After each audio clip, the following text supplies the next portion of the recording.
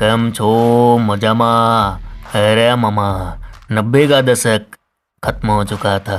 91 का साल देश के लिए तबाही लेकर आया हुआ था।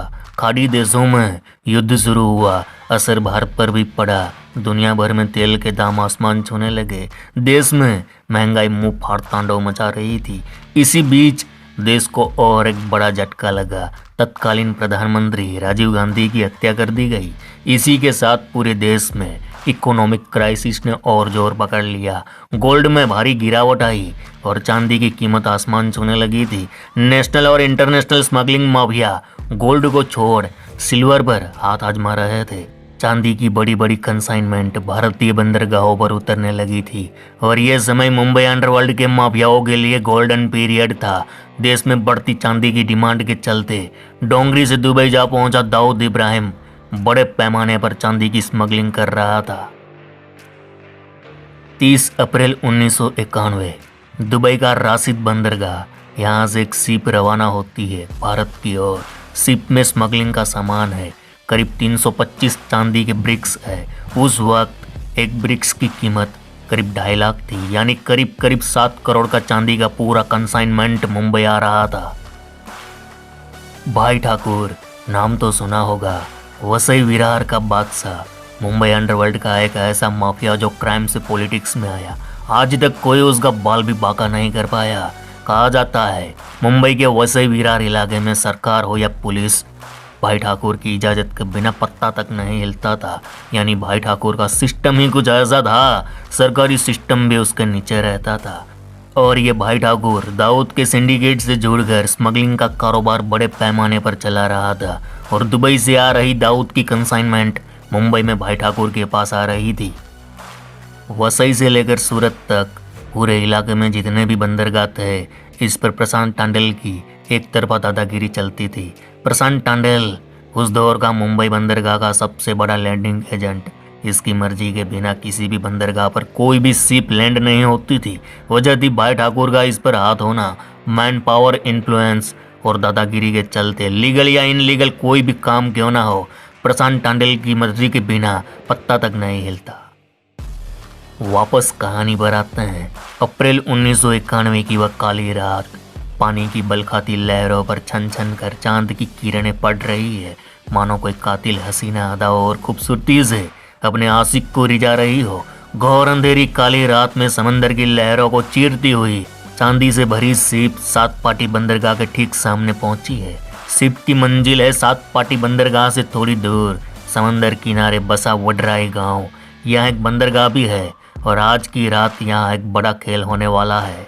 लैंडिंग एजेंट प्रशांत टांडेल रात के वक्त बंदरगाह पर नहीं रहता, लेकिन आज की रात वह अपने आदमियों समेत खड़ा है।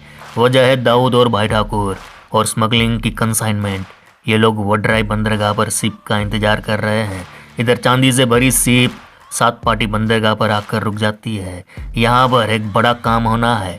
शिप बंदरगाह पर खड़ी है, तभी छोटी छोटी नाव शिप के आसपास आकर रुक गई। दरअसल चांदी की 325 ब्रिक्स है। एक ब्रिक्स का वजन करीब 35 से 36 किलो है। तो पहले एक एक ब्रिक्स को अलग अलग बोरी में भरकर छोटी नाव में रखा जाता है। अब 7 करोड़ के चांदी को लेकर ये छोटी नाव वडराई बंदरगाह की ओर आगे बढ़ी, लेकिन तभी समंदर में कुछ हलचल होती है। समंदर की लहरें उफान पर आ गई। इस छोटी सी किश्ती में रखी हुई ब्रिक्स आपस में टकराने लगी। किश्ती के हिल डुलने की वजह से ब्रिक्स का बैलेंस बिगड़ा और वडराई पहुंचते पहुंचते ये किश्ती पलटी हो जाती है।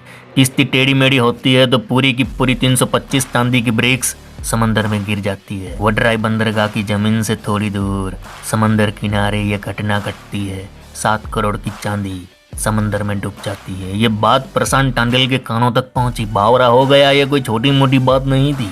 7 करोड़ का लॉस था। ये बवाल दाऊद और भाई ठाकुर तक पहुंचे उससे पहले डूबी हुई चांदी को रिकवर करना था। प्रशांत टांडेल के सामने बड़ी चुनौती थी। टांडेल ने ट्रेन मछुआरों को बुलाया। किश्ती जहाँ पलटी वहाँ पानी गहरा नहीं था। सर्च अभियान शुरू हुआ। करीब 4-5 दिन तक लगातार ये काम चलता रहा।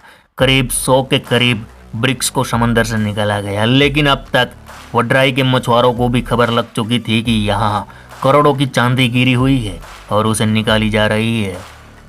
प्रशांत टांडेल के लोग दिन में काम करते थे, रात को काम बंद कर देते। इधर वडराई गांव के मछुआरों ने चुपचाप नई कहानी लिखनी शुरू कर दी। ये लोग दबे पांव रात के अंधेरे में वहां जाते, चांदी की ब्रिक्स को निकाल लेते थे। ऐसे करके गांव वालों ने बहुत सारी चांदी की ब्रिक्स निकाल कर अपने घरों में और खेतों में छिपा दी। इधर करीब 15-16 दिन गुजर चुके थे। प्रशांत टांडल के लोगों का लगातार खोज अभियान जारी था, लेकिन बाकी बची ब्रिक्स इन्हें मिल नहीं रही। टांडल परेशान था। दाऊद और भाई ठाकुर को जवाब भी तो देना था। तब टांडल को पता चला जो ब्रिक्स हमें नहीं मिल रही वह इस गांव वालों ने निकाल ली है। प्रशांत टांडल तो बावरा हो गया, आग बबूला हो गया। दूसरे दिन टांडल अपने 40-50 लोगों को लेकर गांव पर धावा बोलता है। गांव के सारे लोगों को इकट्ठा किया, उनसे पूछताछ हुई, लेकिन किसी ने मुंह नहीं खोला। गांव वालों को घरों में बंद कर मारपीट शुरू हुई।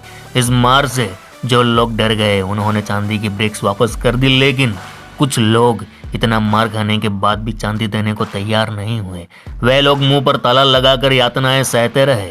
अब परेशान भाई ठाकुर के लोगों ने गांव में ऐलान कर दिया कि जब तक हमारी सारी चांदी मिल नहीं जाती तब तक गांव से कोई आदमी बाहर नहीं जाएगा, ना ही गांव में आ सकता है। यानी एक तरह पूरे गांव को हाईजेक कर लिया गया।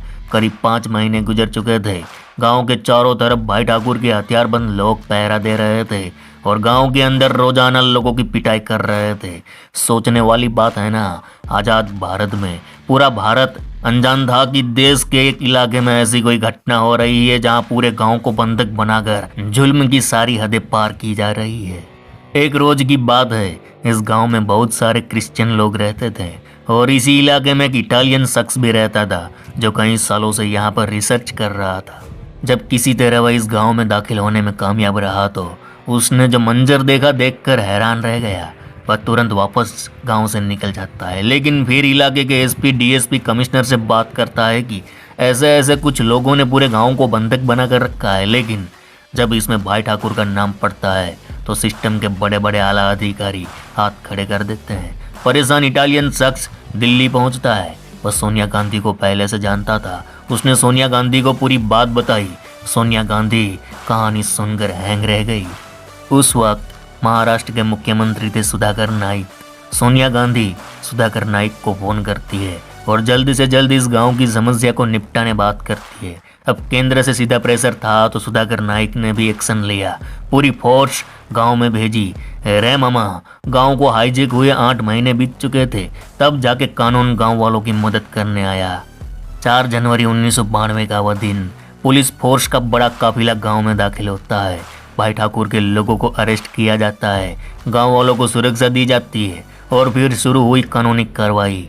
करीब 36 केस दर्ज किए गए, 160 के करीब गवाह बने।